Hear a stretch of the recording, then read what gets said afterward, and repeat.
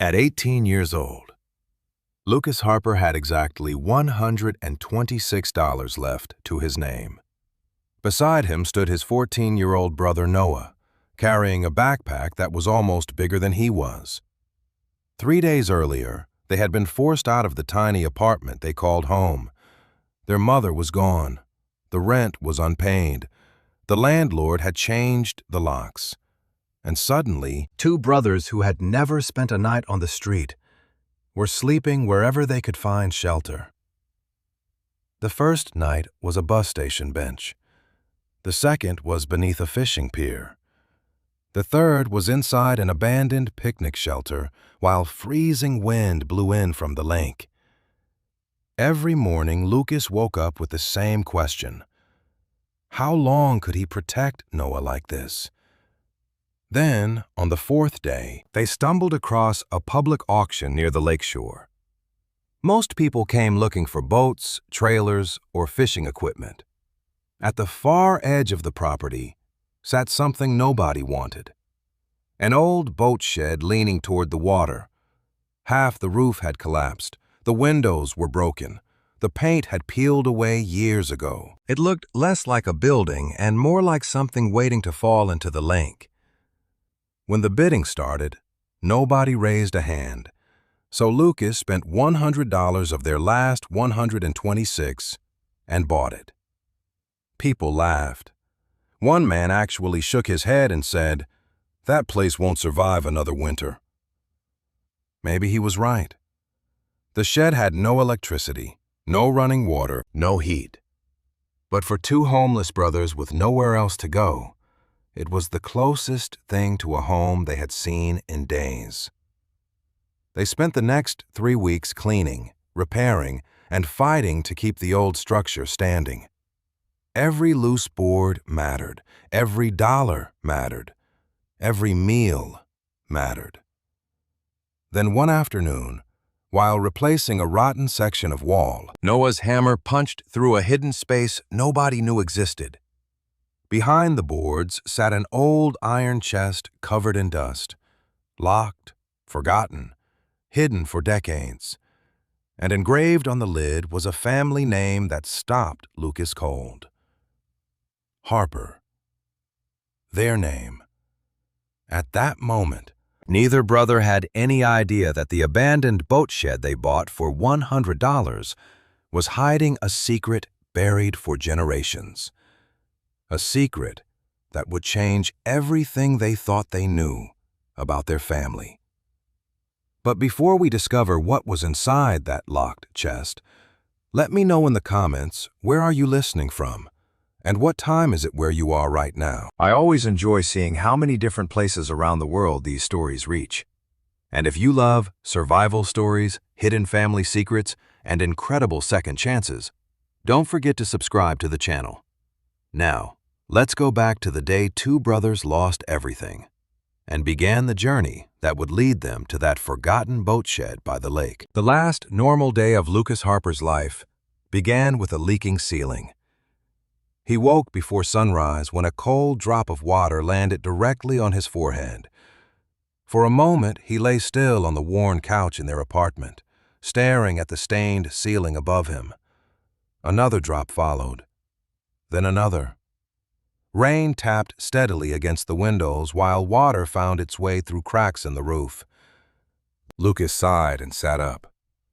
Across the room, his younger brother Noah remained asleep beneath a pile of blankets. At 14, Noah somehow managed to sleep through almost anything. Lucas envied that ability. He hadn't slept well in months. Ever since their mother started disappearing for days at a time, every night felt uncertain. He checked the clock. 5:37. Too early for school. Too early for work. Too early to deal with another problem. Yet problems had never cared much about timing. Lucas grabbed a bucket from the kitchen and positioned it beneath the leak. The apartment was silent, except for the rain and the occasional hum of the old refrigerator. Their mother hadn't come home in 3 days. That wasn't unusual anymore. The first time she disappeared, Lucas had panicked. The 10th time he stopped asking questions. The pain pills prescribed after her back injury had slowly taken over everything. First her job, then her savings, then her ability to keep promises. Lucas tried not to think about it. Noah still believed she would get better. Lucas wanted to believe it too. A loud knock shattered the silence. 3 hard bangs against the apartment door. Lucas froze. Nobody visited this early. Another knock followed, louder, more impatient. Noah stirred beneath the blankets. "Lucas," he mumbled.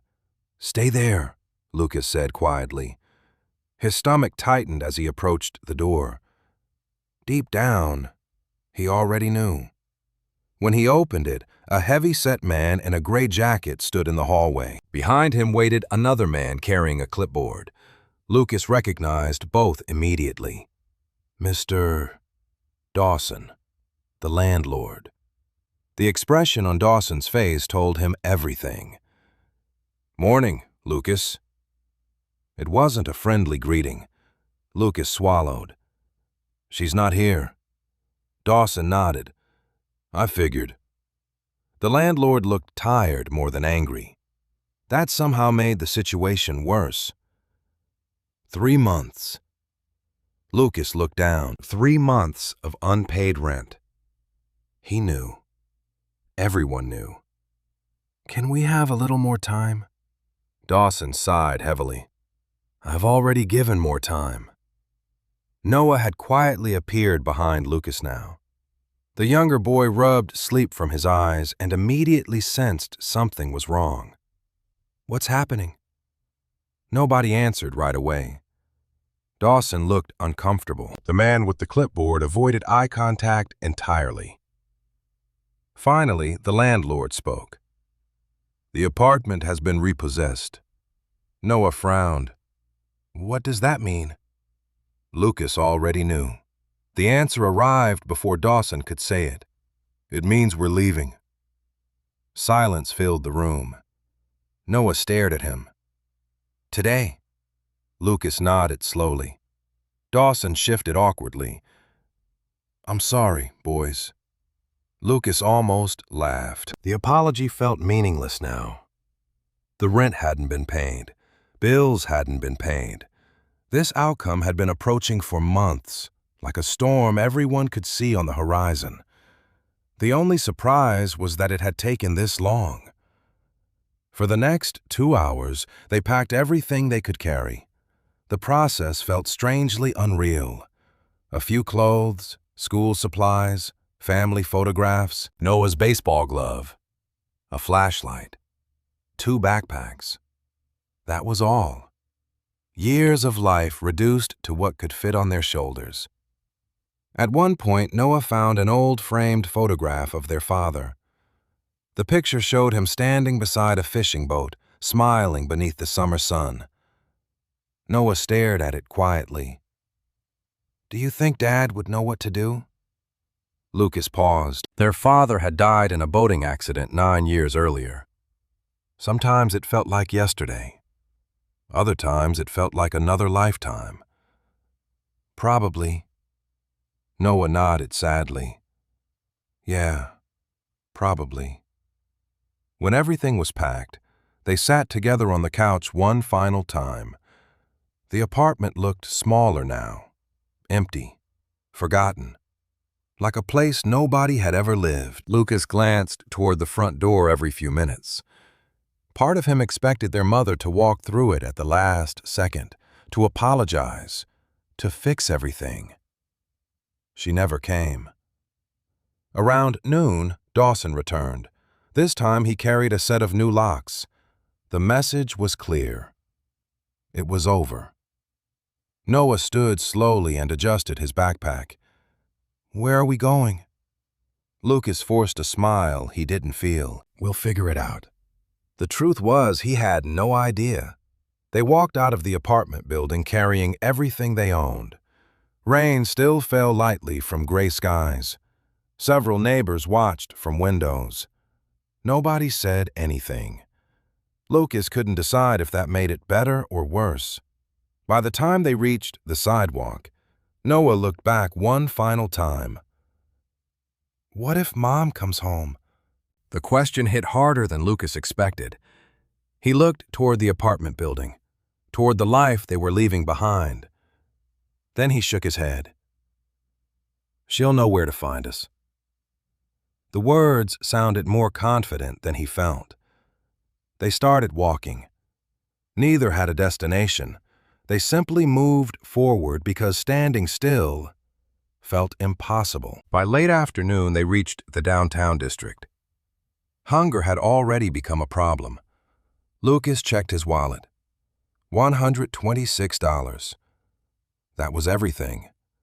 No bank account, no safety net. Just cash. Noah noticed him counting. How much do we have? Lucas hesitated. Enough. Noah wasn't fooled. Not much. Lucas forced another smile. We'll make it work. The younger boy nodded. He trusted his brother completely. That trust terrified Lucas. Because for the first time in his life, someone depended entirely on him. As evening approached, temperatures began dropping. The rain finally stopped, leaving the streets cold and damp. Lucas bought 2 hot dogs from a food cart. The cost bothered him more than it should have. Every dollar suddenly mattered. Noah devoured his food in seconds. Best hot dog ever. Lucas laughed despite everything. You're just starving. Maybe. Noah grinned. Still the best. They spent the next several hours searching for somewhere to sleep. A motel was impossible, too expensive. A shelter was full. Every option seemed to disappear the moment they reached it.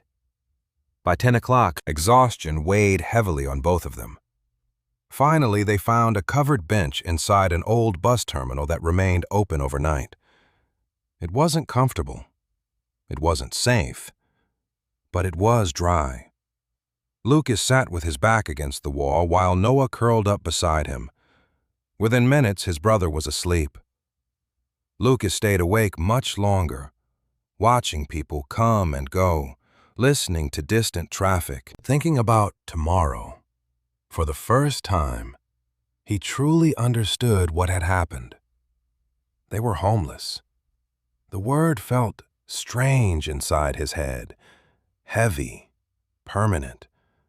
Yet somewhere beneath the fear, another feeling slowly emerged. Determination. Noah was asleep because he believed Lucas would figure something out. Lucas wasn't sure he deserved that faith. But he knew one thing: no matter how difficult things became, he wouldn't let his brother face them alone. Outside, beyond the bus terminal windows, the dark waters of the lake stretched across the horizon. Neither brother knew it yet, but somewhere along that shoreline sat a forgotten boat shed that nobody wanted, and inside its walls waited a secret connected to the Harper name itself. Lucas woke up before dawn because someone was shaking his shoulder. For one confused moment, he thought he was back in the apartment. Then the cold air, the hard bench, and the smell of diesel fuel reminded him where he was.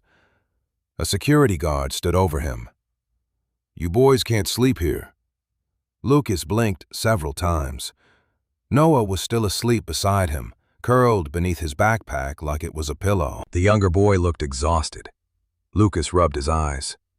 It's not even morning yet. Rules are rules.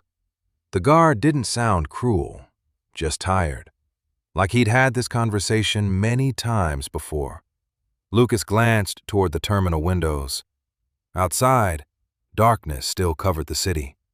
Can we stay another hour? The guard hesitated. 15 minutes. It wasn't much, but Lucas nodded gratefully. 15 minutes later, he and Noah stepped into the freezing air carrying everything they owned. Their breath formed white clouds as they walked down the empty street. Noah yawned. I hate being homeless. Lucas laughed despite himself. It's been one day. Exactly. Worst day ever. They wandered for nearly an hour before finding a small diner opening for breakfast. The smell of bacon drifted through the parking lot.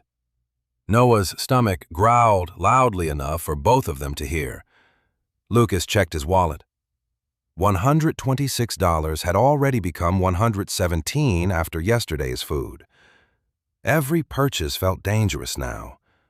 Still, he couldn't let Noah go hungry. 20 minutes later, they sat inside, sharing a plate of pancakes because ordering 2 meals cost too much. Noah carefully divided the food exactly in half. Lucas noticed and smiled. You know you can take more. Noah shook his head. You need food too. That simple sentence stayed with Lucas long after breakfast ended. Noah was only 14, yet he already understood things many adults never learned. The rest of the morning became a search for somewhere warm. The temperature never climbed above 40 degrees. They spent 2 hours inside the public library, pretending to read while charging their phones. Then another hour inside a shopping center simply walking around. Lucas searched for jobs on his phone whenever free Wi-Fi appeared. Dishwasher, stock clerk, warehouse helper. Everything required transportation or experience he didn't have. Every rejection email felt heavier than the last. Around noon, Noah disappeared between library shelves. 10 minutes later, he returned carrying 3 books. What are those? Lucas asked. Noah grinned. Survival books. Lucas laughed. Seriously. Noah dropped them onto the table. If we're homeless, we should probably know how to survive. The titles were surprisingly practical. Shelter building, fishing techniques, wilderness skills. Lucas flipped through one and discovered Noah wasn't entirely wrong. Some of the information might actually help. They spent the afternoon reading. For a few hours, life almost felt normal, like 2 brothers wasting time at a library, not 2 kids with nowhere to sleep. That illusion ended shortly before sunset. Clouds rolled in from the lake, dark ones, the kind that promised rain. Lucas noticed them immediately. So did Noah. Where are we sleeping tonight? The question hung between them. Lucas had been avoiding it all day. Now there was no avoiding it anymore. They tried the bus terminal again. Different guard, immediate refusal. They tried a church. Locked. They tried an old picnic shelter near the waterfront. Already occupied by 3 older homeless men who clearly didn't want company. By 7 o'clock, the first raindrops began falling. Noah pulled his hood tighter. Lucas looked around desperately. Every roof suddenly seemed valuable. Every doorway already belonged to someone else. Finally, they found a fishing pier extending into the lake. Beneath it sat a narrow maintenance area protected from rain. It wasn't much. Wooden beams, damp concrete, cold wind blowing off the water. But it was dry. Barely. They settled in for the night. Rain hammered the pier overhead. Waves slapped against support pilings. Somewhere across the lake, a boat horn echoed through the darkness. Noah sat with his knees pulled against his chest. Lucas? Yeah? Do you think Mom knows? Lucas knew exactly what he meant. Does she know we're sleeping under a pier? Does she know we're scared? Does she know we're alone? The answers didn't matter. He couldn't say them out loud anyway. Maybe. Noah stared at the dark water. I hope she's okay. Lucas didn't answer. Part of him was angry. Another part worried constantly. Mostly he felt tired. The next morning arrived cold and gray. Neither brother had slept much. Their clothes felt damp. Their backs ached from concrete, but they were still together. That counted for something. They spent the day exploring the lakeshore area. The farther they walked from downtown, the quieter everything became. Small marinas replaced office buildings. Fishing docks replaced shopping centers.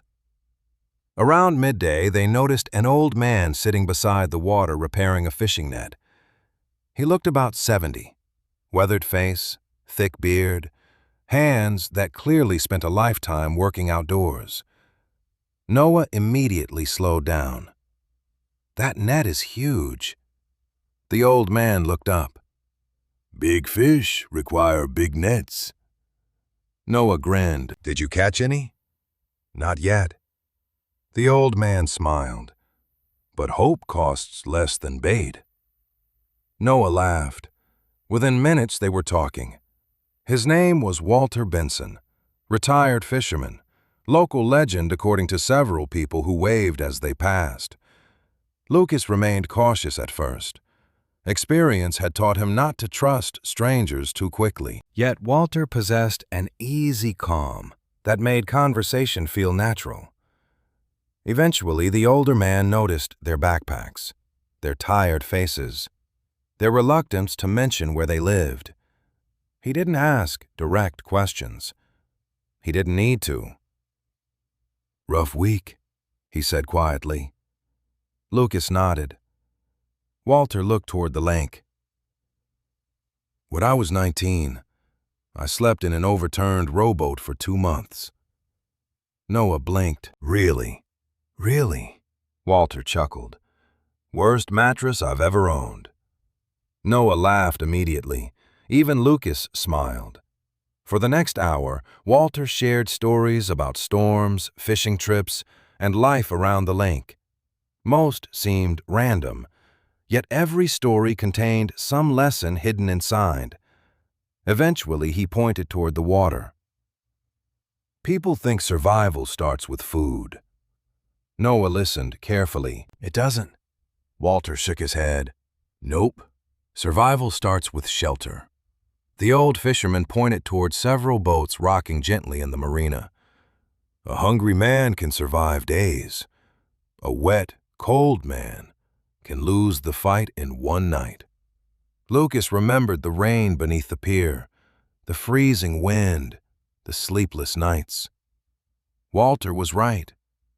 "Find shelter first," the fisherman continued. "Then everything else gets easier." The words stayed with Lucas. Before they left, Walter reached into a cooler and handed them 2 wrapped sandwiches. Noah's eyes widened. "You don't have to do that." "I know." Walter smiled. "That's why I am." They thanked him repeatedly as they started walking away. Walter called after them, "One more thing." Lucas turned around. "Yeah?" The old fisherman pointed farther down the shoreline, where abandoned docks disappeared behind trees. "There's an old boat shed near Miller Cove." Noah looked curious. Walter shrugged. "Nobody's used it in years. Place is probably falling apart." He paused. "But it's got a roof." Lucas followed the direction of his finger. All he could see were distant trees and a stretch of forgotten shoreline.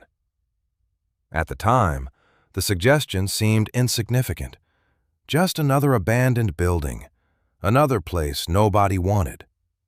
Yet as rain clouds gathered once again above the lake, Lucas found himself thinking about those 3 simple words. It's got a roof. And without realizing it, the 2 brothers had just received the first clue leading them toward the forgotten boat shed that would change their lives forever. The next morning began with fog rolling across the lake. Thick gray mist drifted over the water, swallowing docks, boats, and shoreline until the entire world seemed reduced to a few hundred feet of visibility. Lucas and Noah sat on a weathered bench near the marina, sharing the last sandwich Walter Benson had given them the previous day. Lucas tore the final piece in half and handed the larger portion to Noah. The younger boy immediately noticed. You took the smaller piece again. Lucas shrugged. I'm not that hungry. Noah narrowed his eyes.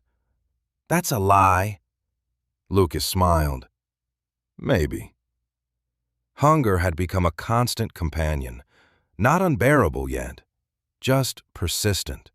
A dull reminder sitting quietly in the background of every decision. More concerning was the weather. The forecast posted outside a bait shop predicted several days of rain and dropping temperatures. If they didn't find a better shelter soon, things were going to get much harder. Around mid-morning, they returned to the lakeshore path Walter had mentioned. The farther they walked from town, the fewer people they saw. Paved sidewalks gave way to dirt trails. Well-maintained docks became weathered structures covered in moss and weeds. Eventually, even the houses disappeared. The only sounds came from water lapping against rocks and gulls circling overhead. Noah adjusted his backpack. Are you sure we're going the right way? Lucas checked the directions Walter had sketched on a napkin. Pretty sure. That's not very reassuring. Lucas laughed. It's more reassuring than saying no. Another 20 minutes passed before they spotted the first sign of Miller Cove. A faded wooden marker leaned sideways near the trail. Most of the paint had peeled away years ago. Beyond it, the shoreline curved inward, creating a small, protected bay. Several abandoned docks stretched into the water like skeletal fingers. The entire area felt forgotten. Noah pointed ahead. What's that? At first, Lucas couldn't tell. Then the fog shifted slightly. A structure emerged along the shoreline. Small, dark, weather-beaten. Even from a distance, it looked neglected. As they moved closer, details slowly appeared. The roof sagged noticeably on one side. Several windows were broken. Ivy crawled across sections of the exterior walls. A wooden dock attached to the building had partially collapsed into the water. Yet despite its condition, the structure remained standing. Boat shed, Lucas said quietly. Noah stared. That's a boat shed? I think so. Looks more like a haunted house. Lucas couldn't argue with that assessment. Up close, the building looked rough. Decades of wind and weather had left scars everywhere. Several boards hung loose. The paint had faded to a dull gray. One corner leaned slightly toward the lake. Yet Walter had been right about one thing. It had a roof. Mostly. The brothers approached cautiously. The front door hung crooked on rusted hinges. Lucas pushed gently. It opened with a loud groan. Dust swirled through sunlight streaming from cracks in the walls. For a moment, neither stepped inside. Then Noah grinned. Well, if we're getting murdered by ghosts, at least it'll be indoors. Lucas laughed harder than he expected. Together they entered. The interior smelled like old wood, lake water, and dust. Several overturned crates lay scattered across the floor. Fishing nets hung from hooks along one wall. Rusted tools occupied shelves that looked ready to collapse. Near the rear of the building sat an old workbench covered with decades of debris. It wasn't pretty. It wasn't clean. But compared to sleeping beneath a pier, it felt almost luxurious. Noah walked slowly around the room. It's bigger than I thought. Lucas nodded. The main area was roughly the size of a small garage. Not large, but enough. More importantly, it was dry. Mostly. He noticed only 2 major leaks in the roof. Those could potentially be fixed. The walls remained solid. The floor looked stable.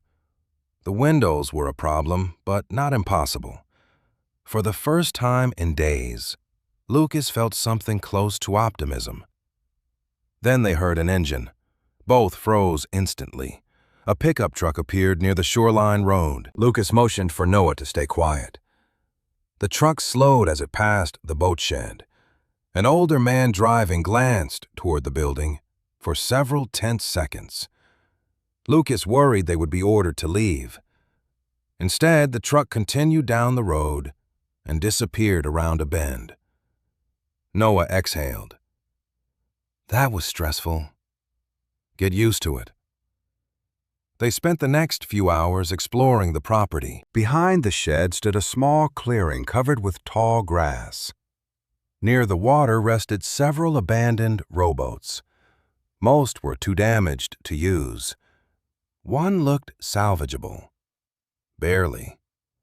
Noah immediately climbed inside and pretended to steer.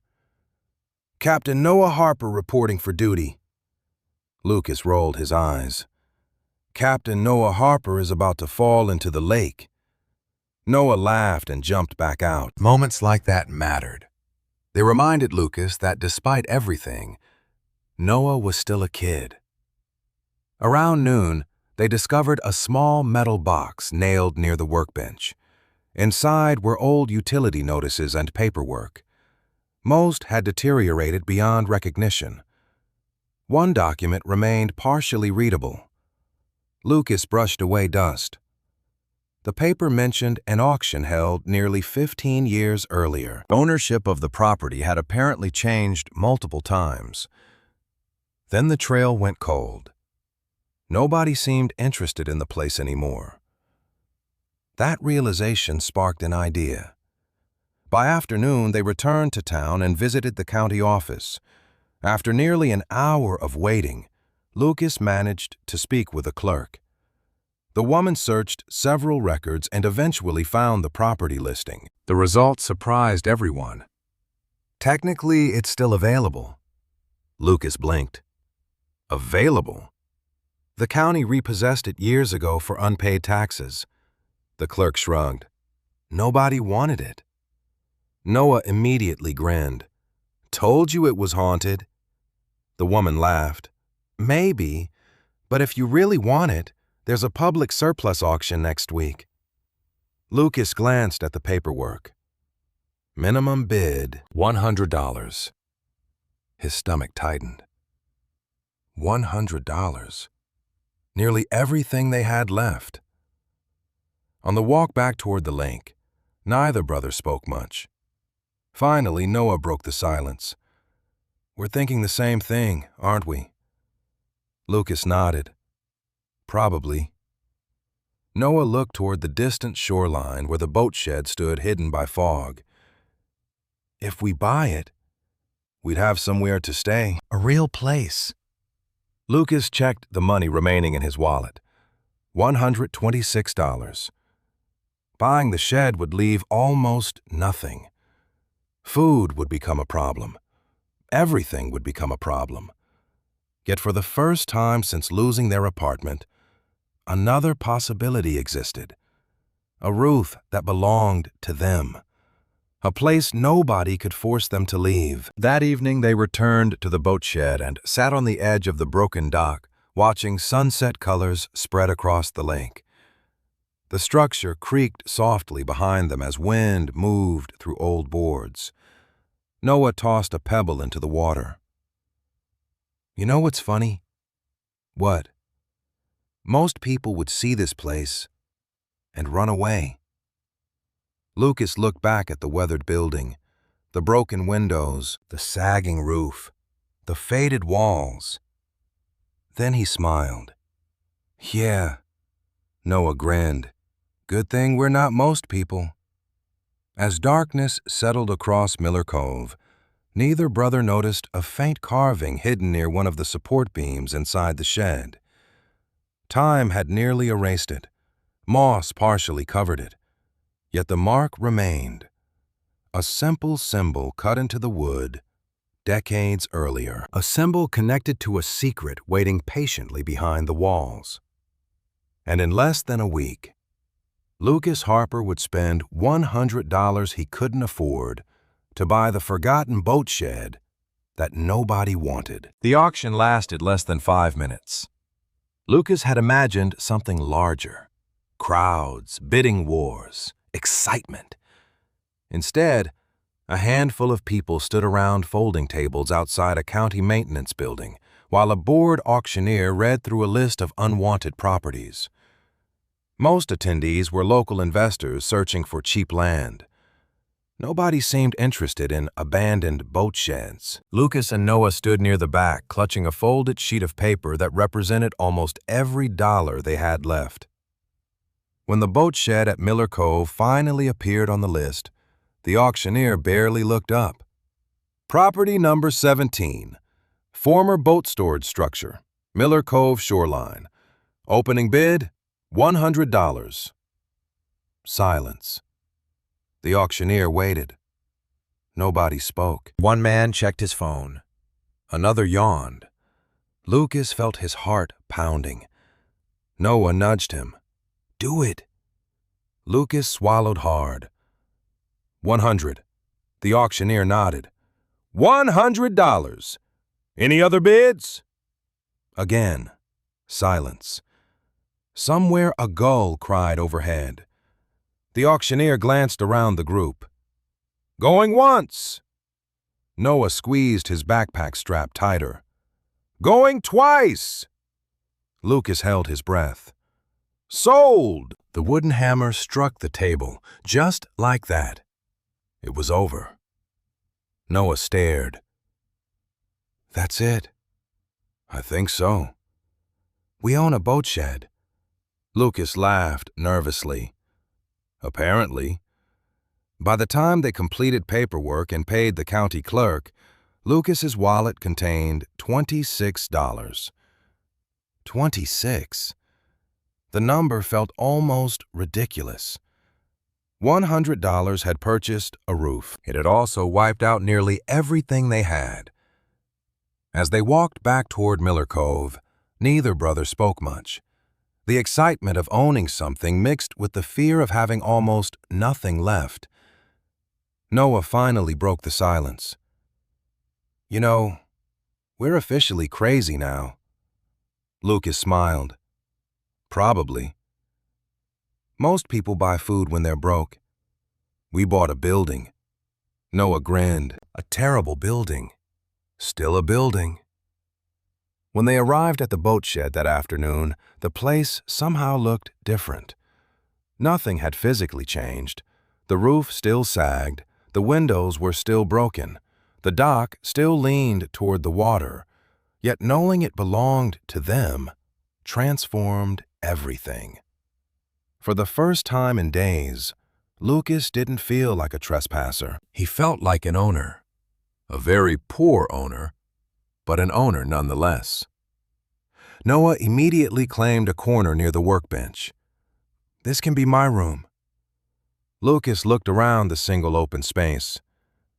There aren't rooms. There are now. Noah dragged a crate across the floor and set it beside the wall. See? Room. Lucas laughed. The simplicity of it made him feel better. If Noah could pretend this place was home, maybe it could become one. They started cleaning immediately. The first task involved removing years of junk, broken buckets, rotten rope, rusted hooks, several pieces of furniture so damaged they practically fell apart when touched. Every trip outside produced another pile of trash. By sunset, they had filled 3 large heaps near the shoreline. Beneath the clutter, the boat shed slowly revealed itself. The floor remained solid. Most of the support beams looked strong. The roof needed work, but not as much as Lucas feared. It's not hopeless, he said. Noah wiped dust from his face. That's the nicest thing you've said about this place. The next morning they tackled the roof. The process involved more determination than skill. Lucas climbed onto the structure using an old ladder found behind the shed. Noah handed up boards and nails recovered from nearby debris piles. Several times Lucas nearly slipped. Once he dropped an entire hammer into a patch of weeds. Noah laughed so hard he fell off a crate. The work progressed slowly, yet by midday they had sealed the two largest leaks. That night would be the first in nearly a week without rain dripping onto their faces while they slept. Small victories mattered. Around noon, a pickup truck appeared near the shoreline road. Lucas immediately tensed. A woman in her 60s stepped out carrying a fishing rod and tackle box. She glanced toward the boat shed, then toward the brothers. "You boys the new owners?" Lucas nodded cautiously. The woman smiled. "Didn't think anyone would ever buy this place." Her name was Martha Green. She owned a small cabin farther down the shoreline and had apparently spent years watching the boat shed slowly decay. Unlike many adults, she didn't treat Lucas and Noah like children. She simply asked questions. Where were they from? How long had they been working on the place? Did they know the roof still leaked near the back wall? Before leaving, she handed them a basket of homemade biscuits. Noah stared at the food like it was treasure. "Are you sure?" Martha shrugged. "I made too many." The moment her truck disappeared, Noah grabbed a biscuit. Best neighbor ever. They saved half the basket for later. Survival had already taught them that unexpected food should never be wasted. The following days settled into a routine. Wake early, work, repair, search for opportunities, repeat. Lucas found occasional labor unloading fishing supplies at the marina. The pay wasn't much, but every dollar mattered. Noah focused on cleaning the interior. He organized tools, swept floors, built makeshift shelves from scrap lumber. Slowly, the boat shed transformed, not into something impressive, just something livable. One evening, while moving an old cabinet away from the wall, Noah paused. "Lucas." "Yeah?" "Come look at this." Lucas crossed the room. Noah pointed toward one of the main support posts near the rear corner. At first, he saw nothing unusual. Then sunlight struck the wood from a different angle. A carving emerged from beneath layers of age and dirt. It wasn't a name. It wasn't initials. It was a symbol. Simple, deliberate. A circle crossed by two lines resembling an anchor. Lucas frowned. That's strange. Noah brushed away more dust. The symbol became clearer.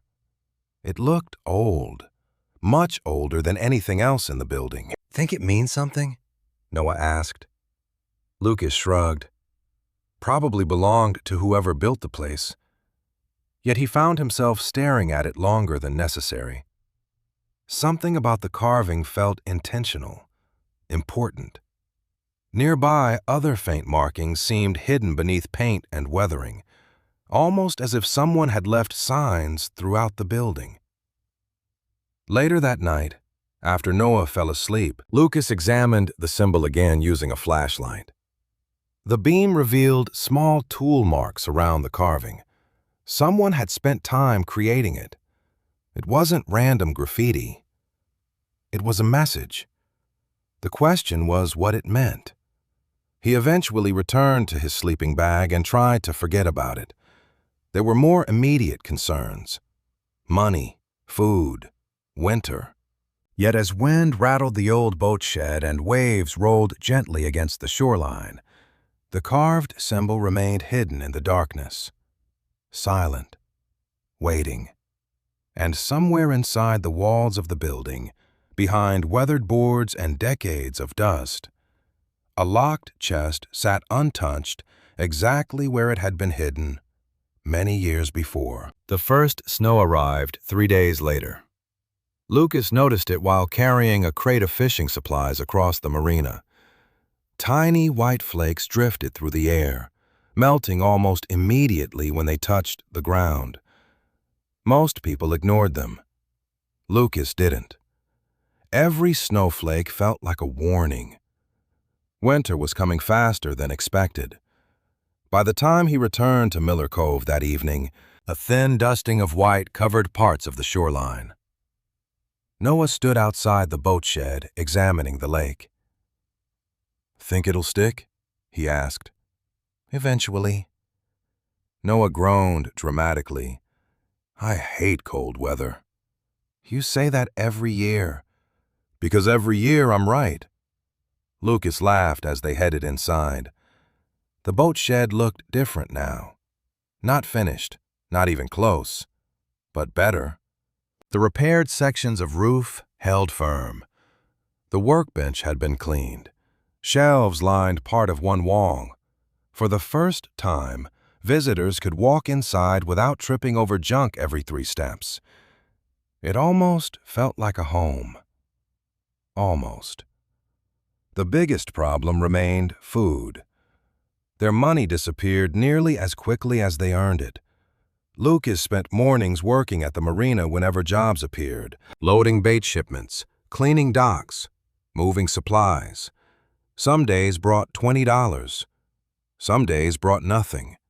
Noah contributed however he could. He collected scrap wood, helped local fishermen clean equipment, occasionally earned a few dollars carrying gear. Together they survived. Barely. One afternoon, Noah rushed into the boat shed carrying a fishing rod. "Guess what?" Lucas looked up from repairing a loose board.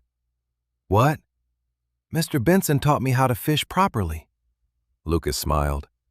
The old fisherman had become a regular part of their lives. Every few days, Walter Benson stopped by the cove to check on them. Sometimes he brought advice, sometimes food, sometimes stories. Usually all 3. Noah held up the fishing rod proudly. "We're not buying dinner tonight." Lucas raised an eyebrow. "That's a bold claim." "You'll see." 2 hours later, Noah returned with exactly 1 fish. Tiny, barely larger than his hand. Lucas tried not to laugh. "Dinner?" Noah crossed his arms. "It's a start." The fish ended up becoming part of a soup stretched with potatoes and vegetables donated by Martha Green. It wasn't much, yet sitting together inside the boat shed while wind rattled the walls felt surprisingly comforting. During dinner, Noah brought up the symbol again. "You still think it's nothing?" Lucas glanced toward the carved post. The strange anchor-like mark remained visible beneath the lantern light. "I don't know." "Because I found another one." Lucas looked up immediately. "What?" Noah grinned. "Follow me." The younger boy led him toward the rear section of the building. Behind a stack of old planks rested another support beam. Carved near the base was the same symbol. The circle, the crossed lines, older than everything around it. Lucas crouched beside it. "That's definitely not random." "Told you." Noah looked pleased with himself. The discovery bothered Lucas more than he admitted. 1 symbol could be graffiti. 2 suggested a pattern. Someone had deliberately marked parts of the boat shed. The question was why. The next morning brought another surprise. Martha Green arrived carrying a box of old photographs. "Found these while cleaning my attic." She handed them to the brothers. Most showed lake events from decades earlier. Fishing tournaments, community picnics, boat races. Noah immediately became fascinated. "Look at these boats." Lucas flipped through several images absent-mindedly. Then one photograph caught his attention. The picture showed Miller Cove sometime in the 1960s. The boat shed appeared clearly in the background, except it looked completely different. Fresh paint, intact dock, new roof. Most importantly, several people stood in front of it. A family, a man, a woman, 2 children. Noah leaned closer. "That's our boat shed." Martha nodded. "Used to belong to a family named Harper." Lucas froze. What? Martha frowned. Didn't I mention that? His pulse quickened. Harper. Pretty sure. She examined the photograph. Been decades, though. Noah and Lucas exchanged a look. Their surname, Harper. Martha continued speaking, unaware of the effect her words had caused. Old Lake family. Haven't heard the name around here in years. The photograph suddenly felt much more important. After Martha left, the brothers studied it carefully. Unfortunately, the image revealed little. No names, no dates, just a family standing proudly beside the boat shed. Yet something about it lingered in Lucas's thoughts. Harper. It could be coincidence. Lots of people shared surnames. Still, the timing felt strange. Later that afternoon, Lucas worked on reinforcing a damaged wall near the rear corner of the structure. Several boards had warped badly from years of moisture exposure. Replacing them would improve insulation before winter arrived. The work progressed slowly. Every nail seemed determined to fight him. Every board required adjustment. Eventually, he reached a section hidden behind old shelving. The wood there looked newer than surrounding areas.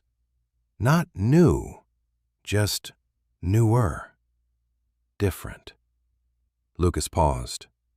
He tapped the wall lightly. Solid. Then another section. Slightly different. A softer sound. He frowned. The distinction was subtle enough that he almost ignored it. Almost. Instead, he tapped again.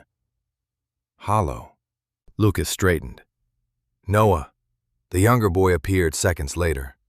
What? Lucas knocked against the wall once more. The sound echoed faintly from somewhere behind the boards. Noah's eyes widened immediately. That's not normal. No. Lucas examined the surface more closely. Several boards appeared to have been installed years after the rest of the wall.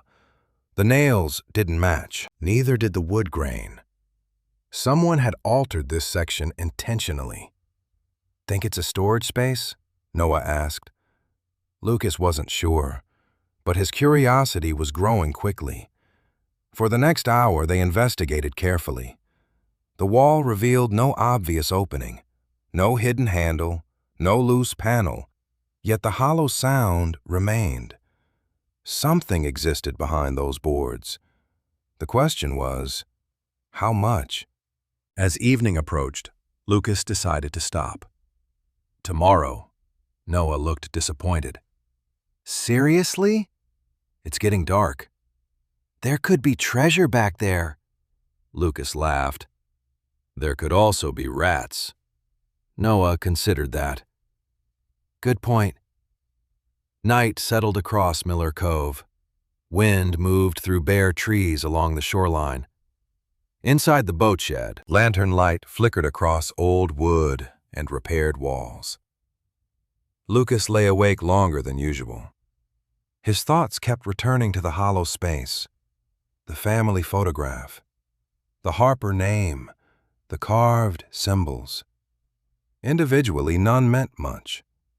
Together, they felt connected somehow. Outside, waves rolled gently against the dock. Inside the wall, only a few feet away, hidden behind weathered boards, an iron chest waited exactly where someone had concealed it decades earlier. And by this time tomorrow, two homeless brothers would be closer than ever to finding it.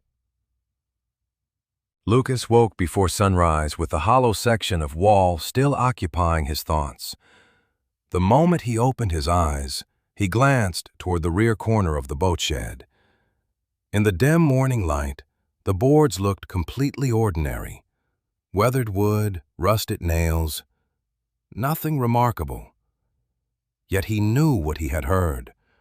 Something was hidden behind them, outside. Waves rolled gently against the shoreline, while wind pushed across the lake. Winter clouds hung low over the water.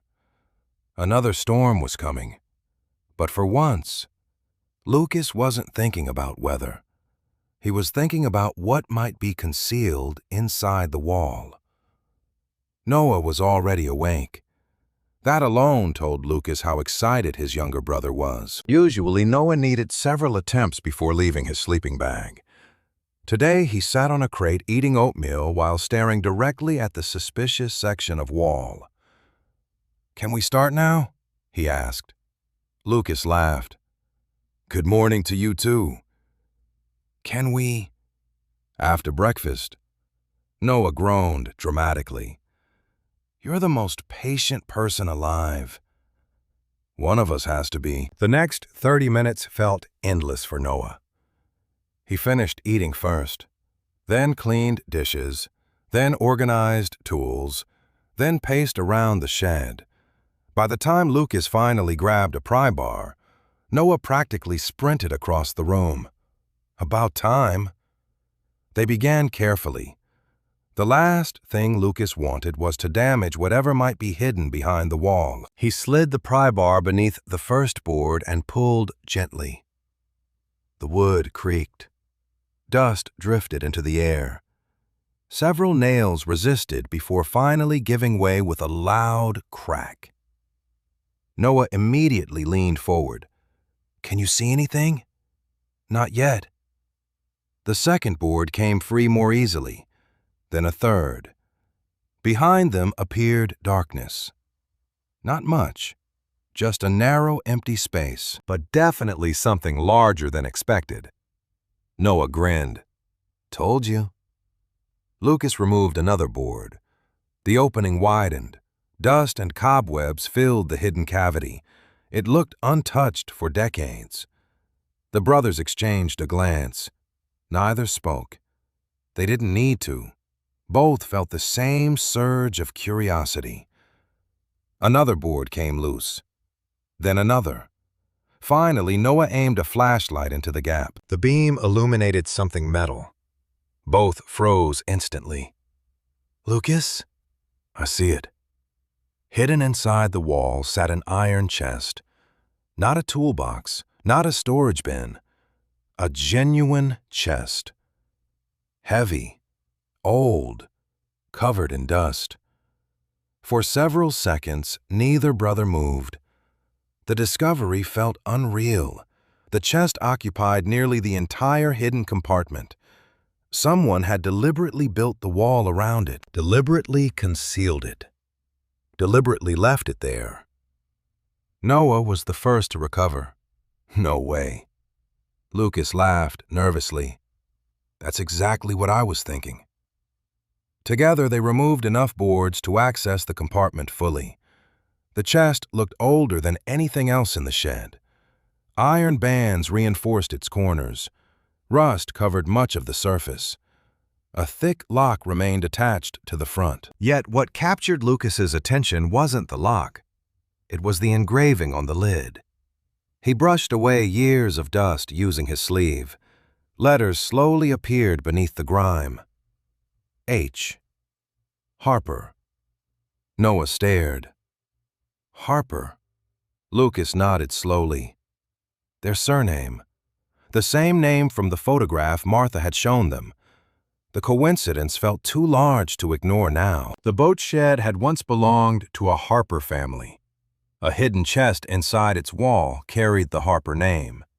Somehow, the building and their family were connected.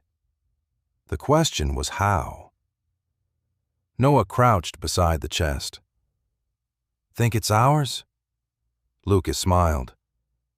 "That's not exactly how inheritance works." "Still." Noah tapped the lid. "It's weird." Weird was an understatement. They spent the next hour examining every inch of the chest. No obvious key appeared. No instructions. No clues. The lock itself remained intact despite decades of age. Whoever hid the chest had expected it to stay closed. Noah eventually tried lifting it. The result lasted approximately 2 seconds. Wow. He immediately dropped his side. That's heavy. Lucas laughed. Very scientific measurement. Together they managed to drag the chest several feet into the center of the boat shed. The effort left both breathing hard. Whatever sat inside added significant weight. That realization only increased Noah's excitement. Could be gold.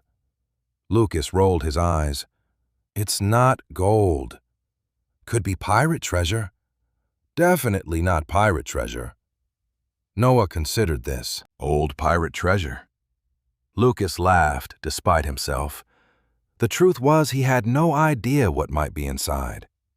Yet something about the chest felt different, important. Not because of money, because of the name. Around noon, Walter Benson stopped by, carrying a bucket of bait, and nearly dropped it when he saw the chest. Well, the old fisherman removed his cap. That's new. Noah immediately launched into an excited explanation. Every detail spilled out at high speed. Hidden compartment, hollow wall, Harper engraving, mysterious history. Walter listened patiently. Then he knelt beside the chest. His weathered fingers traced the letters carefully. H. Harper. He frowned slightly. That name sounds familiar. Lucas looked up. You know it? Maybe. Walter sat back. There used to be a Harper family around the lake a long time ago. Noah's eyes widened. Really? Walter nodded slowly. Before my time, mostly. But I remember hearing stories. What kind of stories? Walter scratched his beard thoughtfully. Couldn't tell you much. Just that they disappeared suddenly. The answer created even more questions. The old fisherman eventually left, promising to ask around afterward. Noah became obsessed with opening the chest. He tried every obvious possibility, tapping the lock, searching the hidden compartment again, examining hinges. Nothing worked. By evening, frustration began replacing excitement. There has to be a key. Lucas agreed. People didn't hide locked chests inside walls and then throw away the keys. Somewhere, another clue existed. The challenge was finding it. While Noah continued investigating the compartment, Lucas returned to the carved symbol near the support post. Something about it bothered him. The mark felt connected somehow, deliberate. He examined it again beneath lantern light. This time he noticed something new. Tiny letters hidden beneath layers of age, barely visible. He grabbed a rag and gently cleaned the surface. Slowly, several initials emerged beside the symbol. H. H. Lucas stared. H. Harper. The same initials engraved on the chest. His pulse quickened. Noah. The younger boy looked up immediately. What? Lucas pointed. Noah crossed the room and squinted at the carving. That's impossible. Except it wasn't. The initials were clearly there. Whoever H. Harper was, he had marked the building, the symbol, the chest. Everything connected back to the same person. Noah stepped backward slowly. This isn't random anymore. Lucas nodded. No, it definitely wasn't. As darkness settled over Miller Cove, the brothers sat beside the chest, studying the initials again and again. Outside, cold wind rattled the repaired sections of roof. Inside, lantern light flickered across the iron lock. Somewhere in the boat shed, another clue remained hidden, and whatever H. Harper had concealed behind that wall all those years ago, he clearly intended only the right person to find it. The chest became the center of their world. For the next 2 days, nearly every conversation inside the boat shed eventually returned to it. Lucas would wake up and immediately glance toward the iron box sitting beside the workbench. Noah would finish breakfast and spend 10 minutes examining the lock again. Even while repairing loose boards or hauling firewood, both found themselves looking over at the chest as if it might suddenly decide to open on its own. It never did. The lock remained stubbornly sealed. On the third morning, Noah was lying on the floor beside it with a flashlight when Lucas returned from the marina. "Please tell me you opened it." Noah didn't even look up. "Not yet. You're still trying?" "I'm making progress." Lucas raised an eyebrow. "You've been staring at it for 6 hours. Noah sat up. 7. "My mistake." Despite the joke, Lucas understood the obsession. Every clue pointed toward the chest. The Harper name, the carved symbols, the hidden compartment. Somewhere inside rested answers. The problem was reaching them. That afternoon, Walter Benson stopped by again. This time he carried something unusual. An old wooden tackle box. "Found this in my storage shed. The fisherman set it on the workbench. Thought it might help." Inside rested dozens of old keys collected over decades. Boat keys, padlock keys, storage keys. Most were rusted. None were labeled. Noah's eyes immediately widened. "You're serious?" Walter smiled. Never underestimate old fishermen. The next hour became an experiment in hope and disappointment. Key after key entered the lock. Key after key failed. Some were too small, others too large. A few almost fit, which somehow felt worse. Noah refused to quit. By sunset, they had tested nearly every key. The chest remained locked. Walter finally chuckled. "Worth a try." Noah sighed dramatically. "I was already planning where to spend the treasure." "Good thing you didn't buy anything yet," Lucas said. The old fisherman prepared to leave, then paused near the doorway. "One thing, though." Both brothers looked up. Walter pointed toward the carved symbol on the support beam. "I remembered where I've seen that before." Lucas immediately straightened. "Where?" "Old maps." Walter frowned thoughtfully. "Lake maps from years ago." That got their attention. Walter explained that many early lake families used personal symbols instead of formal signatures. Some represented fishing businesses. Others represented property ownership. The anchor-like carving could easily belong to a family mark. "A family mark?" Noah repeated. Walter nodded, "like a logo before logos existed." After he left, the information lingered in Lucas's thoughts. If the symbol belonged to a family, then Harper had likely used it to mark property, which meant there could be other symbols hidden around the boat shed. That evening, they searched carefully. Every beam, every wall, every corner. Most revealed nothing. Then Noah shouted from outside. Lucas hurried onto the dock. Noah was pointing beneath one of the remaining support posts. Carved into the wood just above the waterline sat another symbol. Smaller, fainter, but identical. "That's 3 now," Noah said. Lucas nodded slowly. 3 symbols, all connected to Harper, all deliberately placed. The pattern couldn't be ignored anymore. The following morning brought rain, heavy rain, the kind that transformed the lake into a sheet of gray steel. Since outdoor work became impossible, the brothers focused entirely on investigating the boat shed. Lucas examined old paperwork Martha had provided. Noah explored every inch of the building. Around noon, Noah made another discovery. Lucas. The excitement in his voice instantly drew attention. Lucas found him near the workbench. The younger boy held a loose floorboard. Look!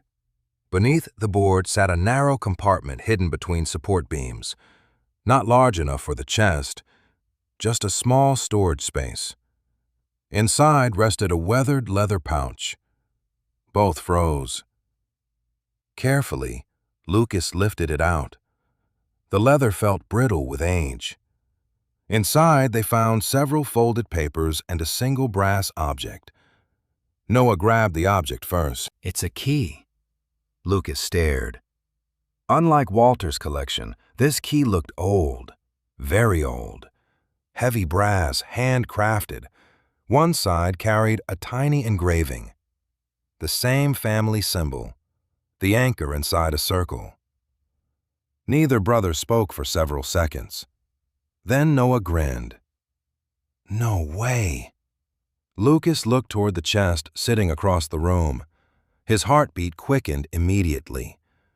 This couldn't be coincidence. The key, the symbol, the hidden compartment.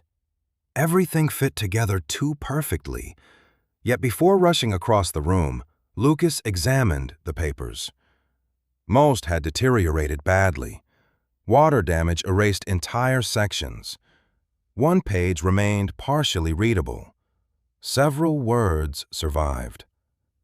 Property records, Harper family, Miller Cove. Noah stared. The boat shed really belonged to them. Lucas nodded. It appeared so. But right now the papers felt secondary. Their attention had already shifted back toward the brass key. Slowly they carried it to the chest. The iron box seemed different now, less mysterious, more expectant, almost as if decades of waiting were finally ending. Noah stood beside him. You do it. Lucas took a deep breath. The key felt surprisingly heavy in his hand. He inserted it into the lock. For a moment, nothing happened. Then metal clicked. Both brothers froze. Noah's eyes widened immediately. It fits. Lucas turned the key slowly. Another click echoed through the boat shed. This time, louder, clearer, real. The lock had opened. Neither moved. Not yet. The moment felt too important. For days they had wondered what rested inside. For decades, the chest had remained sealed. Now the answer sat only inches away. Noah looked at him. Open it. Lucas smiled nervously. Ready? Noah nodded. Together, they lifted the lid. Rusted hinges groaned after years of silence. Dust drifted upward into the lantern light. Inside sat several bundles wrapped carefully in oilcloth. Not gold, not treasure, not stacks of cash, just documents, letters, a leather journal, several rolled maps. For a split second, Noah looked disappointed. Then Lucas noticed something else resting beneath the papers, an old black and white photograph. He lifted it carefully. The image showed a man standing proudly beside the boat shed many decades earlier. The same boat shed, the same shoreline. On the back, written in fading ink, were 4 words. Henry Harper, summer of 1958. Lucas stared at the photograph. The man looked strangely familiar. Not identical, just enough resemblance to send a chill down his spine. Noah noticed too. Lucas? Yeah. He kind of looks like us. Neither brother laughed, because for the first time, they both realized the mystery hidden inside the boat shed might not be about a stranger at all. It might be about their own family. For nearly an hour, neither Lucas nor Noah touched anything else inside the chest. The photograph sat between them on the workbench, while rain tapped steadily against the roof of the boat shed. Both kept returning to the same detail. The resemblance. It wasn't dramatic. Henry Harper wasn't an identical copy of either brother. But there was something familiar about the eyes, the shape of the jaw, the slight crooked smile, the kind of resemblance families carry across generations without realizing it. Noah finally broke the silence. "You still think this is all a coincidence?" Lucas stared at the photograph. "Not anymore." The realization felt strange. Just weeks earlier, they hadn't even known where they would sleep each night. Now they were sitting inside a boat shed that might have belonged to their ancestors, surrounded by documents hidden for decades. Life had become very strange very quickly. Eventually, Lucas set the photograph aside and began examining the contents of the chest more carefully. Everything inside had been wrapped with extraordinary care. Whoever packed it expected it to survive for a long time. The first bundle contained maps of the lake. Some were hand-drawn. Others appeared official. Several locations had been marked with the same symbol carved throughout the boat shed. The family mark. Lucas spread one map across the workbench. Noah leaned closer. "Those marks are everywhere." He wasn't exaggerating. At least 6 locations around the lake carried identical symbols. Old docks, small islands, shoreline properties, places that meant nothing to either brother. Yet clearly they had mattered to Henry Harper. The second bundle contained letters. Dozens of them. Most were written in neat, careful handwriting. Some addressed business partners. Others addressed family members. Several pages had yellowed so badly they threatened to fall apart when touched. Lucas read slowly, trying to piece together a story. The early letters painted a picture of success. Henry owned boats, property, fishing businesses. He seemed respected throughout the region. Then the tone changed. The later letters became more tense, more cautious. References to disputes appeared repeatedly. Property disagreements, missing records, meetings that ended badly. Noah noticed the shift, too. "Something happened." Lucas nodded. "Definitely." By late afternoon, they reached the leather journal. Unlike the letters, the journal felt personal, private. Henry's thoughts rather than his business affairs. The first entries described ordinary life around the lake. Weather, fishing conditions, family events. Then, several years later, the writing changed. Lucas immediately noticed the difference. The handwriting became hurried, uneven, as if the writer no longer had time for neatness. One entry in particular caught his attention. "They want the shoreline. They think I'll sell. I won't." Noah looked up. "Who?" Lucas turned pages. The answer didn't appear immediately. Instead, more references emerged. Investors, surveyors, land buyers, people attempting to purchase large sections of the lakefront. Henry consistently refused. Another entry appeared several weeks later. "They're changing records. I know what they're doing." Both brothers exchanged a glance. The mystery was growing larger. This wasn't about hidden treasure. It was about something else entirely. Around sunset, Martha Green arrived carrying a pot of stew. She stopped speaking the moment she noticed the open chest. "Well," she set the pot down carefully. "Looks like you boys found something." Noah grinned. "You have no idea." Over dinner, they explained everything. The hidden compartment, the key, the journal, the Harper name. Martha listened quietly. When Lucas showed her the photograph, Her expression immediately changed. "That's him." Both brothers looked up. "You know him?" Martha nodded slowly. "Not personally, but I've seen that photograph before." Lucas nearly dropped his spoon. "Where?" Martha sat down heavily. "My grandfather had an old scrapbook about the lake." She pointed toward Henry's image. "That's Henry Harper." The room fell silent. Hearing the name from another person somehow made everything more real. Martha studied the photograph again. "People used to talk about him." "What happened?" Noah asked. Martha hesitated. "Depends who you asked." That answer immediately got their attention. According to local stories, Henry Harper disappeared suddenly. Some claimed he sold everything and left.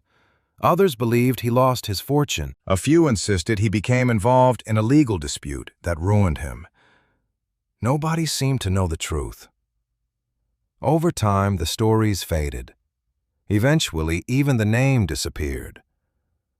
Lucas thought about the journal, the references to altered records, the pressure to sell, the growing fear hidden within later entries. Henry hadn't sounded like a man preparing to leave voluntarily. After Martha departed, the brothers continued reading. Night settled over Miller Cove. Lantern light flickered across old pages. Wind rattled the repaired roof. Hours passed. Then Noah found something. "Lucas." His voice sounded different, serious. Lucas looked up immediately. Noah handed over a folded document hidden near the bottom of the chest. Unlike most papers, this one carried an official seal, property transfer agreement. Lucas scanned the page quickly, then again more slowly. The document transferred ownership of several shoreline properties away from Henry Harper. Yet something felt wrong. The signature didn't match. Noah noticed it too. "That's not his handwriting." Lucas compared it against journal entries, letters, other documents. The difference was obvious. Someone had signed Henry's name, or attempted to. A chill moved through the room. Suddenly, the references in the journal made more sense. They're changing records. Henry wasn't paranoid. Someone really had been altering paperwork. Someone really had wanted his land. Noah leaned back slowly. They stole it. Lucas stared at the forged document. Looks that way. For several minutes, neither spoke. The mystery was no longer abstract. Real people had been involved. Real lives had been affected. Somewhere in the past, Henry Harper had lost everything. The question was whether he ever managed to stop it. As Lucas returned the document to the chest, something slipped free from between two journal pages. A folded piece of paper, smaller than the others, hidden carefully. He unfolded it. A single line had been written across the center. "If you're reading this, find Ruth Whitaker." Noah frowned. "Who's that?" Lucas had no idea. The name meant nothing to him, yet the message felt deliberate, direct, as if Henry had anticipated someone eventually finding the chest, someone exactly like them. Lucas read the sentence again. Find Ruth Whitaker. Somewhere beyond Miller Cove. Someone still connected to Henry Harper's story might be alive. And judging by the urgency hidden in those words, she might know the truth that Henry had spent decades trying to protect. The name Ruth Whitaker dominated every conversation for the next 2 days. Neither Lucas nor Noah had ever heard it before. Yet it was the final message Henry Harper had hidden inside the chest. That alone made it important. The challenge was finding her. Miller Cove wasn't a large community, but decades had passed since Henry wrote those words. Ruth could have moved away. She could have changed her name. She might not even be alive anymore. Yet Lucas couldn't shake the feeling that she represented the missing piece of the puzzle. Every clue seemed to point toward her. On a cold Tuesday morning, the brothers started their search at the library.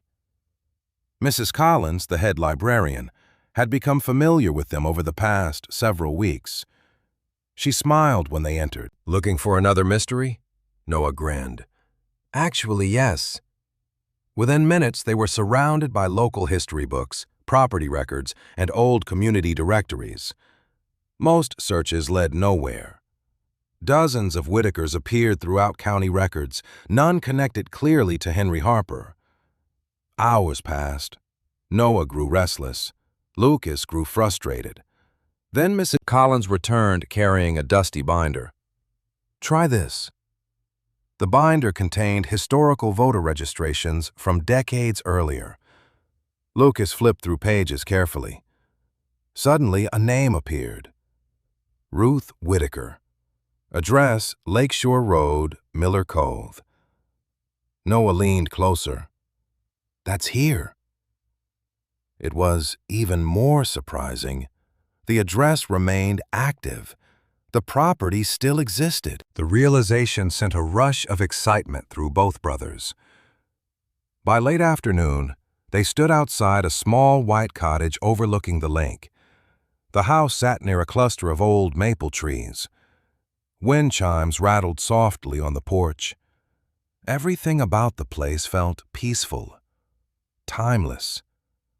Lucas suddenly felt nervous. What if they were wrong? What if this woman knew nothing? Noah noticed his hesitation. "We've come this far." Lucas nodded and knocked. Several moments passed. Then the door opened. The woman standing there looked impossibly old and surprisingly alert. White hair, sharp blue eyes, straight posture despite her age. She studied the brothers carefully. "Can I help you?" Lucas glanced at Noah, then back at her. "Are you Ruth Whitaker?" Something changed in her expression immediately. Not fear, recognition. The kind that appears when someone hears a name they haven't thought about in years. "Who's asking?" Lucas reached into his backpack and carefully removed the photograph of Henry Harper. Ruth stared at it. For several seconds, she didn't move. Then she stepped aside and opened the door wider. "You'd better come in." The cottage smelled like old books and cedar wood. Family photographs lined the walls. A fire crackled quietly in the corner. Ruth led them into a small sitting room before finally turning toward the photograph again. "Where did you get that?" Lucas told her everything. The boat shed, the hidden chest, the journal, the letters, the forged property documents. Ruth listened without interrupting. Occasionally she nodded. Occasionally her eyes drifted toward the lake visible through the window. When Lucas finally finished, the room remained silent. Ruth looked older somehow, as though decades of memories had suddenly returned. "I wondered if someone would find it someday." Noah sat forward immediately. "You knew?" Ruth smiled sadly. "I knew Henry." The answer landed like a thunderclap. Lucas felt his pulse quicken. After weeks of questions, they were finally speaking with someone who had actually known him. Ruth rose slowly and walked toward a bookshelf. From the top shelf, she removed a faded photograph album. Inside rested dozens of images. Henry appeared repeatedly. Fishing boats, family gatherings, community events. In every photograph, he looked confident, respected, happy. Nothing like the desperate man described in later journal entries. "He was a good man," Ruth said quietly. "One of the best." Noah glanced toward Lucas. They had heard similar words before about Walter Callahan in their previous mystery story. But this felt different. more personal. Ruth continued, Henry built half the docks around this lake, helped families when they couldn't afford repairs, gave people jobs during hard years. She paused. Then everything changed. For the next hour, the missing pieces finally fell into place. Years earlier, wealthy investors had targeted the lakefront. Tourism was growing, land values were increasing. Developers wanted control of the shoreline. Most owners eventually sold. Henry refused. According to Ruth, that refusal made him a problem. At first, they pressured him. Then they offered money. Then they began manipulating records. Property boundaries changed mysteriously. Survey reports disappeared. Ownership documents were challenged. Everything Henry described in his journal had happened exactly as he feared. He tried to fight them, Ruth explained, but they had lawyers, politicians, connections. Lucas thought about the forged signature, the altered records, the growing desperation visible throughout the journal. What happened to him? Ruth looked toward the fire. The answer took several seconds. He lost. The words felt heavier than expected. Ruth explained that Henry's reputation had been systematically destroyed. Rumors spread, lawsuits followed, business partners abandoned him. Eventually, the financial pressure became unbearable. Most people believed he simply vanished afterward. The truth was even sadder. Henry spent his final years trying to gather evidence proving what had happened. The chest represented part of that effort. The documents, the maps, the letters. They were his attempt to preserve the truth. Why didn't anyone listen? Noah asked quietly. Ruth smiled sadly. Because sometimes the truth isn't powerful enough by itself. The room fell silent. Then Ruth surprised them. She stood and walked toward an old desk near the window. From a drawer, she removed a large envelope sealed with wax. Her hands trembled slightly as she carried it back. Henry gave me this. Lucas stared. When? A week before he disappeared. Neither brother spoke. Ruth placed the envelope carefully on the table. He told me never to open it unless someone found the chest. Noah's eyes widened immediately. You never opened it? Ruth shook her hand. I promised. Lucas looked down at the envelope. The seal remained intact despite decades. His heartbeat quickened. This was it. Another message from Henry himself. Another piece of the story hidden for generations. Ruth nodded toward it. I think it's yours now. Carefully, Lucas broke the seal.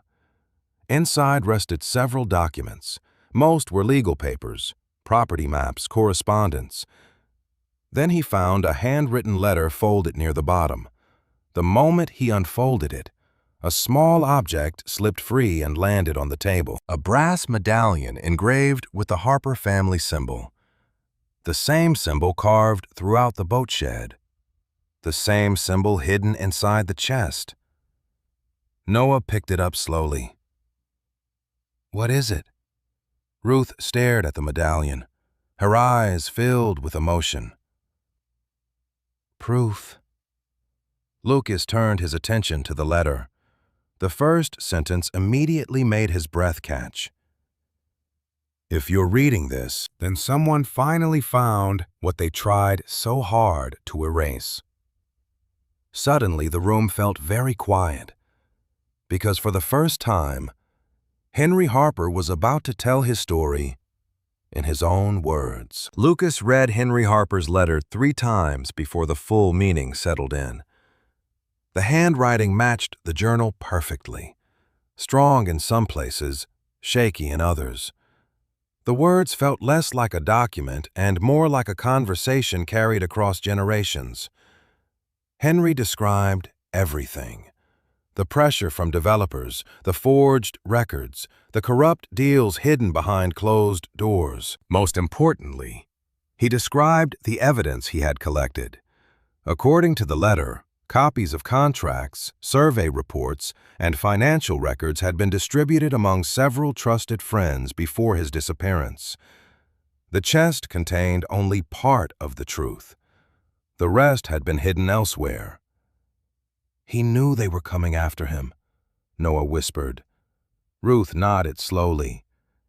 "He always knew." Yet the most important sentence appeared near the end of the letter. "If the truth ever returns, let it restore lives, not destroy them." Lucas stared at those words for a long time. Henry had spent years fighting powerful people. Even after everything he lost, he wasn't asking for revenge. He wanted the truth remembered. That realization stayed with Lucas as winter slowly gave way to spring. The following months became a whirlwind of discoveries. With Ruth's help, additional records emerged from storage boxes, attics, and forgotten filing cabinets. Old families who had known Henry came forward with photographs, letters, and testimony. Martha found newspaper clippings hidden inside her grandfather's scrapbook. Walter Benson located an aging surveyor who remembered the property disputes. Piece by piece, the story grew larger. What had once seemed like a family mystery became local history. The evidence revealed a coordinated effort to force landowners off valuable shoreline property decades earlier. Henry Harper had resisted longer than anyone. Eventually, the pressure ruined him financially, but the documents proved he had been telling the truth all along. For the first time in generations, people began speaking his name again. Meanwhile, life inside the boat shed continued. The mystery hadn't magically solved all their problems. Lucas still worked long hours at the marina. Noah still attended school while helping repair the property every afternoon. Some days were exhausting. Some nights remained cold. Yet everything felt different now. They weren't simply surviving anymore. They were building something. One afternoon, several volunteers arrived unexpectedly at Miller Cove. Then more. Local residents who had heard the story offered lumber, tools, and labor. An electrician donated wiring. A carpenter repaired the dock. A retired painter restored the exterior walls. The forgotten boat shed slowly transformed. Fresh paint replaced weathered gray boards. New windows reflected sunlight across the lake. The roof no longer leaked. For the first time in decades, the building looked alive.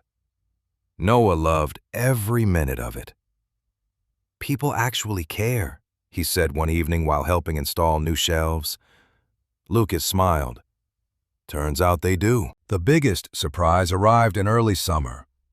The County Historical Society requested a meeting. Lucas expected questions about Henry. Instead, they offered a proposal. They wanted to preserve the boat shed as a historical landmark connected to the Harper story. The idea stunned him. Just months earlier, nobody wanted the building. Now people wanted to protect it? "You mean this place?" Noah asked. The director laughed. "Especially this place." Several weeks later, a public gathering took place at Miller Cove. More people attended than Lucas thought possible. Residents, historians, reporters, families who remembered stories passed down through generations. Ruth sat in the front row beside Walter Benson and Martha Green. The restored boat shed stood behind them, shining in the summer sunlight. During the ceremony, county officials formally recognized Henry Harper's role in preserving public access to much of the lake shoreline. Documents recovered from the chest and the hidden records confirmed his warnings had been accurate. The forged agreements were acknowledged. The historical record was corrected. After decades of silence, Henry's name was finally cleared. As applause echoed across the cove, Lucas found himself looking toward the water. He wished Henry could have seen it. The respect, the recognition, the truth finally winning.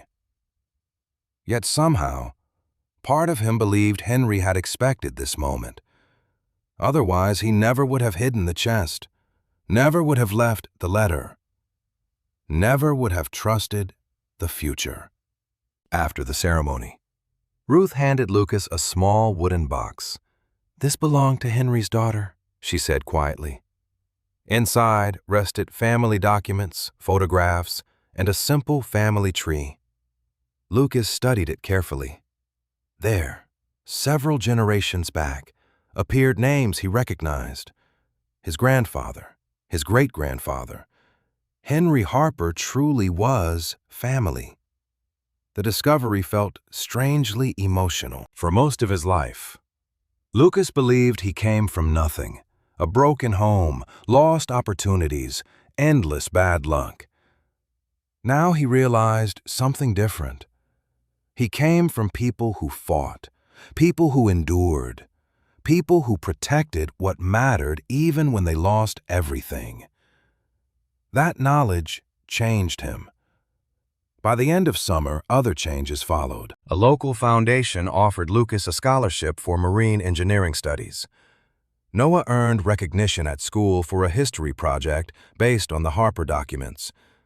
Walter Benson became a permanent fixture in their lives, stopping by almost daily with fishing advice nobody requested. Martha continued bringing enough baked goods to feed an army. For the first time since losing their apartment, the future felt real. 1 year later, on a warm evening near sunset, Lucas sat on the repaired dock watching the lake. The water glowed gold beneath the fading sunlight. Behind him, the boat shed stood fully restored. Inside, one corner contained a small exhibit dedicated to Henry Harper and the history of Miller Cove. Visitors occasionally stopped by to read the story. The iron chest occupied a glass display case near the entrance. Not as treasure, as history. Noah walked onto the dock carrying 2 fishing rods. At 15, he looked taller now, stronger, happier. "Fish aren't going to catch themselves," he announced. Lucas laughed and accepted a rod. They sat together near the end of the dock as evening settled across the lake. For a while, neither spoke. The silence felt comfortable, familiar. Finally, Noah glanced toward the boat shed. "Funny, isn't it?" "What?" Noah smiled. "We bought the worst property in town." Lucas followed his gaze toward the building that nobody wanted, the building that saved them. "Yeah." Noah cast his line into the water. "Best $100 we ever spent." Lucas smiled. The truth was, the boat shed had given them far more than shelter. It had given them purpose, family, community, a future. Most people saw an abandoned building ready to collapse. 2 homeless brothers found a home, and hidden inside its walls, they found a story that had been waiting generations to be told.